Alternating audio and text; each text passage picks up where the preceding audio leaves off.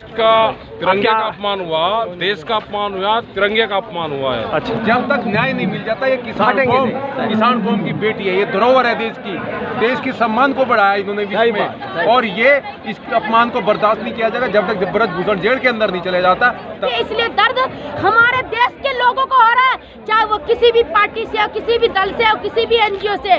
अगर इनको नया टाइम पे नहीं मिल पाएगा तो फिर आम आदमी का क्या होगा। बिल्कुल बिल्कुल। एक तरफ जो प्रधानमंत्री का नारा है बेटी पढ़ाओ बेटी बचाओ, बताया है, लेकिन देश का तिरंगा जब चढ़ता है ना ऊपर, तब पूरा देश ये कहता है कि हमारी बेटियों ने हमारा मान बढ़ा दिया, और बेटियां ही हैं जो ओलंपिक में मेडल लाई हैं। आप ये भी देखिए।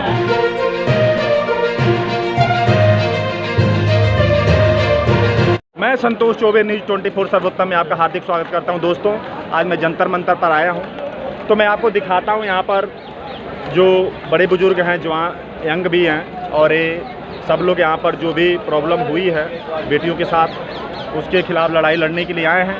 तो आइए, बड़े बुजुर्ग हैं, उनसे हम बात करते हैं तो क्या कहना चाह रहे हैं। इस बारे में थोड़ा आप हमारे दर्शकों को बताएं, क्या कहना चाहेंगे जो आज का जो भी कुछ हो रहा है इसके बारे में। ये तो चलेगा, अभी ये लंबा चलेगा अभियान दोनों। तो सर, जो देश की बेटी के साथ इतना बड़ा अन्याय हुआ है, ये देश का तिरंगे का अपमान हुआ, देश का अपमान हुआ, तिरंगे का अपमान हुआ है। अच्छा, मतलब ये आप लोग कब तक ये चलाएंगे? ये तो चलेगा, ये क्या को वापसी जा रहे। मैं आप ब्रजभूषण से आप क्या कहना चाहेंगे? जो इन्होंने हमें कुछ के बारे में कुछ नहीं कहना, देश के पहलवान है, ये हार के नहीं जाएंगे। अच्छा, जो पूरी दुनिया से नहीं आ रहे माँ बाप। आपका शुभ नाम क्या है? मैं डीएन सिंह हूँ और all India retired provident forum का मैं अध्यक्ष हूँ। अच्छा, किसानी प्रतिष्ठा मंच का भी मैं राष्ट्रीय संयोजक हूँ। अच्छा।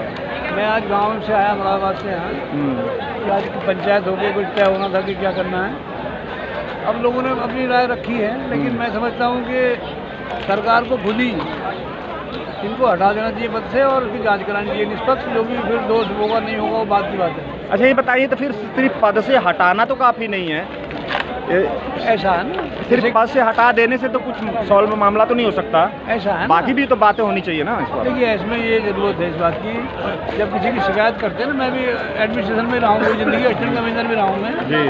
जब किसी की शिकायत होती है ना, तो जो अगर वो प्राइमा बेसी लगती है, हाँ, कि इसमें गलती हो सकती है, तो उनको रूल 10(1) में सस्पेंड कर देते हैं। अच्छा, और वो प्रायर टू इंक्वायरी होता है। अच्छा, इंक्वायरी तो उससे बाद में होती है। अच्छा। तो जब इनका जो शिकायत है ना, ये अगर महिलाओं की शिकायत कभी मेरे पास आती है, मैं बिजनेस अफसर भी रहा हूँ, तो हम तो पहला फर्स्ट डे उसको देख के उसके स्टेटमेंट लेके महिला का उससे आइडिया लगा लेते हैं कि ये कितनी सच होगी।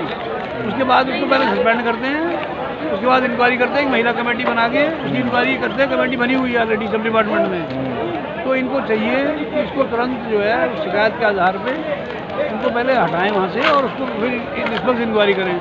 तो इंक्वायरी के बाद उसका सारा कंक्लूजन बाहर आ जाएगा। बहुत बहुत धन्यवाद आपका। सर, आपसे कुछ कहना चाहेंगे? हाँ सर, देखिए, आज जो ये धरना प्रदर्शन था वो मेनली है वुमेन रेफर के लिए।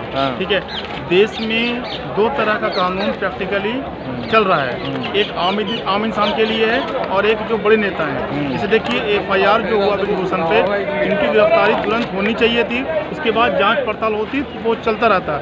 आप देखिए, कानून अगर दो तरीके से काम करेगा तो फिर वो देश के लिए, डेमोक्रेसी के लिए अच्छा नहीं है।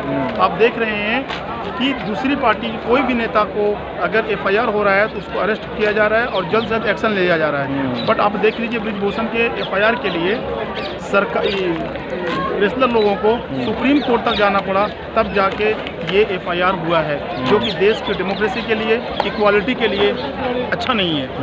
कोई भी इंसान कानून से ऊपर नहीं होता है, चाहे वो प्राइम मिनिस्टर हो या फिर मेंबर ऑफ पार्लियामेंट हो या कोई भी फेडरेशन का ओनर हो। इक्वालिटी बहुत इंपॉर्टेंट है। और दूसरी चीज़ से ये सामने निकल कर आ रही है कि अगर इतने बड़े लोग, रेसलर वगैरह लोग, अगर इनको नया टाइम पे नहीं मिल पाएगा तो फिर आम आदमी का क्या होगा। बिल्कुल। इसलिए दर्द हमारे देश के लोगों को हो रहा है, चाहे वो किसी भी पार्टी से हो, किसी भी दल से हो, किसी भी एनजीओ से, सभी को दर्द है। सब यहाँ पे समर्पित करने।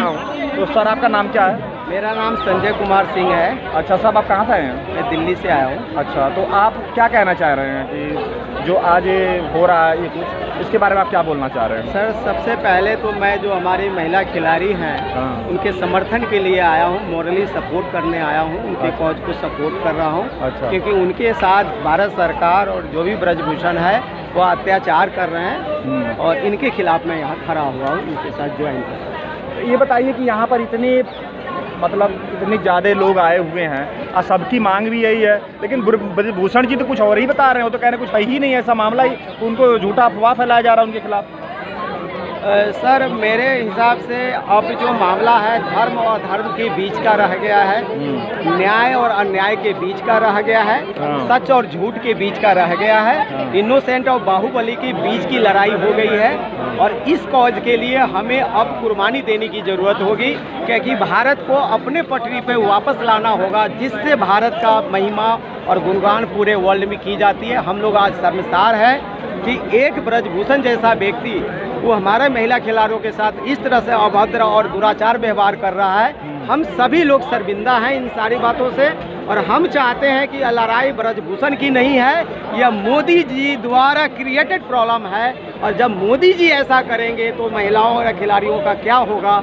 इसलिए हमें आज शर महसूस हो रहा है, और मुझे लगता है कि यह धर्म और धर्म की बीच की लड़ाई हो गई है, और जनता को यह चुनना होगा कि वह धर्म के साथ जाता है, देश के साथ जाना चाहता है, या प्रोपेगेंडा के साथ जाना चाहता है, या अधर्म के साथ जाना चाहता है। ये बताइए कि मोदी जी इसमें क्या कर रहे हैं? मोदी जी तो इसमें उनको ये तो नहीं कहे कि भाई आप अगर उन्होंने ऐसा गलती किया है तो क्या मोदी जी ने कहा था इस बात? उन्होंने तो नहीं कहा था, वो तो भाई इस बात का विरोध करते हैं। लेकिन अभी सभी को पता है कि ब्रजभूषण जी ने इंटरव्यू में कहा है कि अगर मेरा होम मिनिस्टर और प्राइम मिनिस्टर कहता है रिजाइन करने के लिए तो विदिन ए सेकेंड हम रिजाइन कर देंगे। तो ये तो स्टेटमेंट ब्रजभूषण का है, फिर हम लोग किसके लिए खड़े? हम लोग चाहते हैं न्याय की जीत हो, महिलाओं का सम्मान मिले, उनकी डिग्निटी कायम हो, हमारा देश वर्ल्ड में रोशन करे।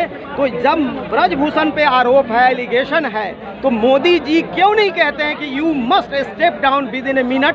तो अगर वो नहीं कहते हैं तो सारा दामोदर जो है आज प्राइम मिनिस्टर मोदी के ऊपर चला गया। मुझे लगता है ब्रजभूषण से अगर ज़्यादा कल्प्रिट कोई है, अक्यूज है, तो हमारा भारत का honourable prime minister of India है। ये बताइए कि ब्रजभूषण जी के खिलाफ जो सुप्रीम कोर्ट में जो मामला है, तो सुप्रीम कोर्ट अभी तक उनको दोषी नहीं माना है, तो मोदी जब वो सुप्रीम कोर्ट जब तक दोषी नहीं मानता, मोदी उनको कैसे कोई कार्रवाई करेंगे? ये भी तो बात है। सर आपको में तुरंत जेल में डालने का अधिकार है, क्यों नहीं डालते इसमें? हरियाणा किसान यहाँ पर सड़क पर आगे जब तक लड़ेंगे, जब तक ब्रजभूषण जेल के अंदर नहीं जाएगा। मेरा कहना है कि आप किस आधार पे कह रहे हैं कि सुप्रीम कोर्ट ने जजमेंट दिया है? आप किस आधार पे कह रहे हैं? सुप्रीम कोर्ट के आदेश से FIR लॉन्च हुई है, तो आप कैसे कह रहे हैं कि ब्रजभूषण को किसी ने बरी कर दिया है? नहीं, मैं ये तो नहीं कहा कि ब्रजभूषण को किसी ने, मैं ये कहा कि जब मामला सुप्रीम कोर्ट में है, तो सुप्रीम कोर्ट जब आपको कैसे पता मामला सुप्रीम कोर्ट में? ये सुप्रीम कोर्ट इस चैप्टर क्लोज कर दिया। You must remember all this thing, legal thing. Supreme court ने कहा, कैसे सुप्रीम कोर्ट में मामला ही नहीं है आज के डेट में। FIR दर्ज करने के लिए बाध्य किया सुप्रीम कोर्ट ने, वैसे FIR हो गया, और उसके बावजूद हाईकोर्ट का काम है। और ये हाईकोर्ट, ये जो किसान कौम है, न्यायकारी कौम है, न्याय प्रिय है। जब तक न्याय नहीं मिल जाता, ये किसान कौम की बेटी है, ये धरोहर है देश की सम्मान को बढ़ाया इन्होंने विश्व में, और ये इस अपमान को बर्दाश्त नहीं किया जाएगा। जब तक ब्रजभूषण जेल के अंदर नहीं चले जाता, तब तक यहाँ से धरने से जाएंगे नहीं हम। ये प्रण लेकर आए हैं। बोलिए। देखिए फोगाट मैम है, शायद घर जा रही हैं।